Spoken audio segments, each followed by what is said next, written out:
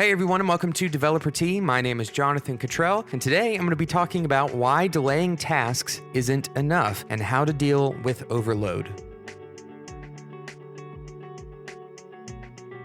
For anyone who is listening to this podcast, and really everyone on the planet, there's only so much you can do in a given day. And this is true for a lot of reasons, but the most obvious one is because we all have the same amount of time in a given day. No matter how efficient you become, there's still that upper bound of time and physical limitation that will be present. And this maximum output that you have, it doesn't really change much over time. Of course, there's some exceptions to that rule. For example, if you are a beginner, especially if you're a beginner developer, you will become much more efficient than you were on day one by day 20 of your experience in development. And this output doesn't change much, though, between year 5 and year 6.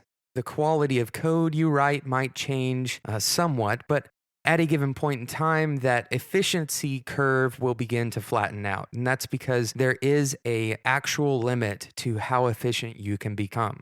Now, the issue is that as developers, we are commonly asked to do more than we can do in a given time. And as developers, we commonly commit to doing more than we can do in a certain amount of time. Humans are notoriously bad at estimating, and so we end up overestimating what we can do, or we overestimate what should be able to be done in a given amount of time. Now, we commonly try to deal with this imbalance of input by delaying our output. For example, we have 50 things that we want to do today, and we find out that we can only do 10 of them. We push off the rest, the other 40 things, to do later. But if we have 50 new things to do tomorrow, and we only can do 10 or maybe 11 even, well, then the other 39 or 40 get pushed off further, and now we have 80 things that are pushed off into this concept of the future that doesn't really even exist because we have a faster inflow than we have output. So the problem with delaying then is that the delay is superficial. We have this concept of the future as being open and free, as if we won't have new things coming onto our plates to do tomorrow. We also may have the illusion that we will have more time in the future because we will become more efficient in the future, or we will fix the problems that we've currently been experiencing with our efficiency in the future, and we will be exponentially more available to do more work.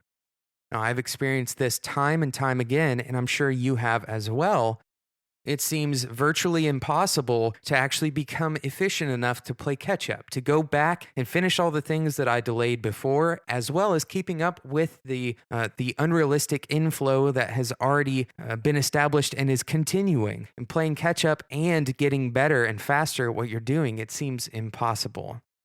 In the book, The Obstacle is the Way, the author Ryan Holiday talks about simple solutions that are not easy. And I'm going to give you one of these simple solutions. It's not going to be very easy for you to implement, but it will be simple. I'm going to talk about that as soon as I take a quick sponsor break. Thanks so much to today's sponsor, CodeShip. CodeShip is a hosted continuous delivery service focusing on speed, security, and customizability. You can set up continuous integration in a matter of seconds and automatically deploy when your tests have passed. CodeShip supports your GitHub and Bitbucket projects, and you can get started with their free plan today at codeship.com. Should you decide to go with a premium plan, you can save 20% off of any plan for the next 3 months by using the code DEVELOPERT. Now that code will be in the show notes, so go to codeship.com and use the code DEVELOPERT for 20% off today. For fast, secure, and customizable continuous integration, go to codeship.com. I've been talking on this episode about being overloaded with input and being overloaded with demand more than you can keep up with. Even though you think you can become more efficient over time, how that's really kind of a facade. It's very difficult to actually become efficient enough to keep up and play catch up. And I told you just before the sponsor break that I was going to give you a difficult yet simple solution to the problem of overload. Now, it's simple in the sense that it's not a 10-step plan that you have to memorize. It's not complicated. There's not a full book that you have to read to understand how to do it. But it's difficult in that it's going to be hard for you to do. It's going to be emotionally difficult, and it's probably going to take quite a bit of effort on your part to get used to this solution. And the solution is very simply to say no to more things. Say no to more things. If you're on a team that is working on a product, for example, you might have somebody who is taking care of the feature requests. You might need to say no to more feature requests.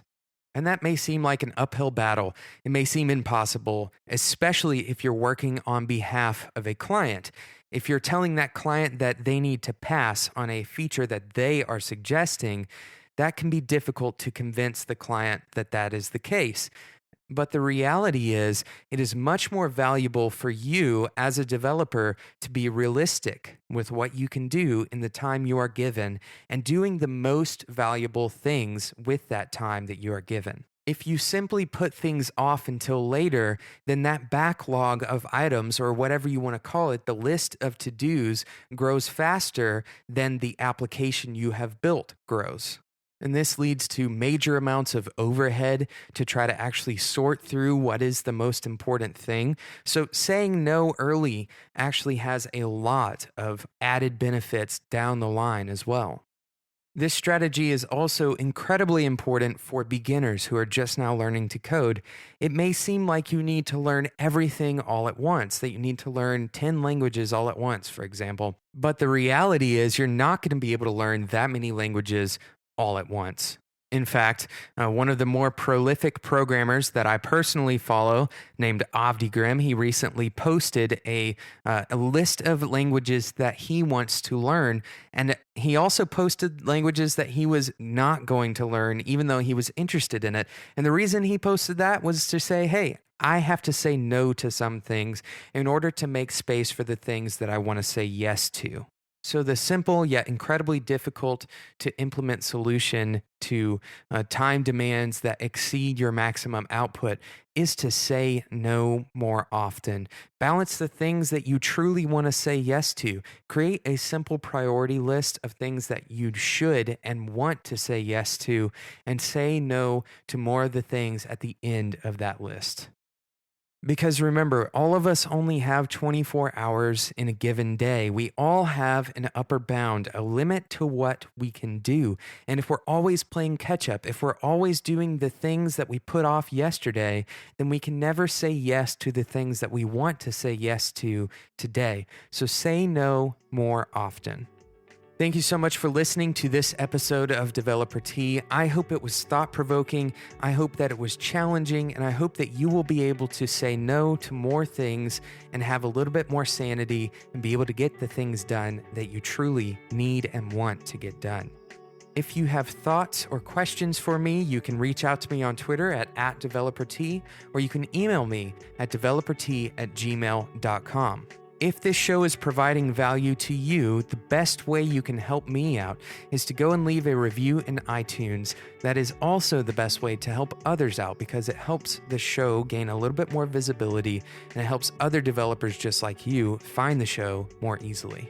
Thank you so much for listening to Developer Tea, and until next time, enjoy your tea.